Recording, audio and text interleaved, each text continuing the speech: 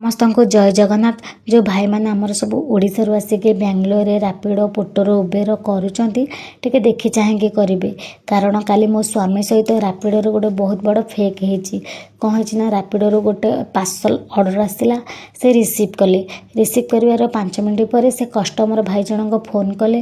Phone କରି କହିଲେ, ଭାଇ ମୁଁ ବାହାରେ ଅଛି, ଆପଣ ଯେତେବେଳେ ଲୋକେସନ୍ ଉପରେ ପହଞ୍ଚିବେ ଜଣେ ଭାଇ ଆଣିକି ଆପଣଙ୍କୁ ପାର୍ସଲଟା ଦେବେ, ଆପଣ ରିସିଭ୍ କରିନେବେ। ଇଏ କହିଲେ ହଉ ଠିକ୍ ଅଛି।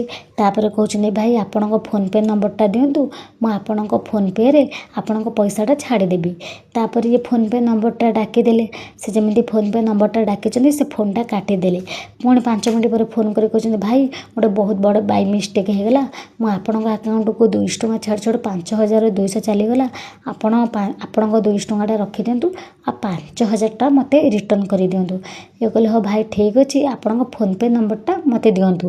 ତାପରେ ସେ ଭାଇ ଜଣଙ୍କ କହିଲେ ନାଇଁ ମୁଁ ଆପଣଙ୍କ ହ୍ୱାଟ୍ସଆପ୍କୁ ଗୋଟେ ସ୍କାନର ଛାଡ଼ୁଛି, ସେ ସ୍କାନର ହିଁ ଆପଣ ସ୍କାନ୍ କରିକି ଛାଡ଼ି ଦିଅନ୍ତୁ ଆଉ। ସେ କହିଲେ ହଉ ଠିକ୍ ଅଛି।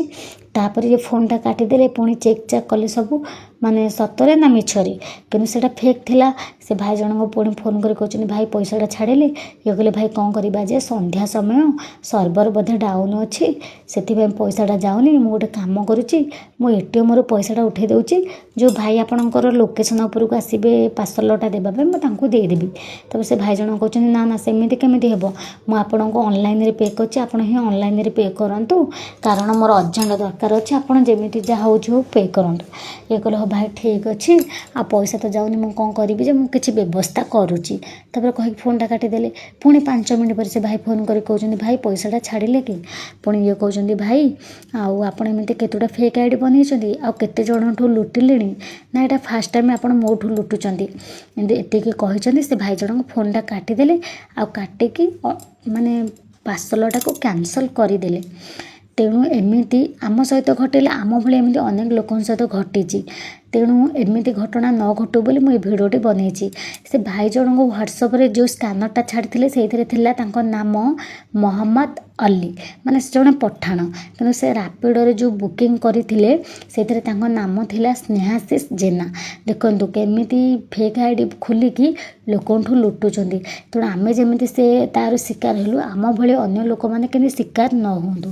ଦେଖନ୍ତୁ ଯେତେବେଳେ ମେସେଜ୍ ଆସିବ ସେ ମେସେଜ୍ଟା ସେଇଟା କିନ୍ତୁ ଆପଣଙ୍କ ପାଖକୁ ଆସିବ ମେସେଜ୍ 5000 କି 10000 ଯିଏ ପେ କଲା, ସେଇଟା କିନ୍ତୁ ଫେକ୍। ସେଇଟା ଆସିବ ମେସେଜ୍ ଆପଣଙ୍କ ମୋବାଇଲକୁ, ସେଇଟା ଫେକ୍ ମେସେଜ୍। ଆପଣ ସେ ମେସେଜ୍କୁ କେବେ ବି ସତ ଭାବିବେନି। ଆପଣ ପ୍ରଥମେ ଆପଣଙ୍କ ଆକାଉଣ୍ଟ ଦେଖିବେ, ଆପଣଙ୍କ ଆକାଉଣ୍ଟରେ କେତେ ଟଙ୍କା ଅଛି, ସେ ସତ କହୁଛନ୍ତି ନା ମିଛ କହୁଛନ୍ତି। ଆଉ ଯଦି ଥରେ ଆପଣ ତାଙ୍କ ଆକାଉଣ୍ଟକୁ ପଇସାଟା ଟ୍ରାନ୍ସଫର୍ କରିଦେଲେ, ସେ ଆପଣଙ୍କ ଆକାଉଣ୍ଟକୁ ହ୍ୟାକ୍ କରିନେବେ, ଆଉ ଆପଣଙ୍କ ସବୁ ପଇସା ଲୁଟି ନେବେ।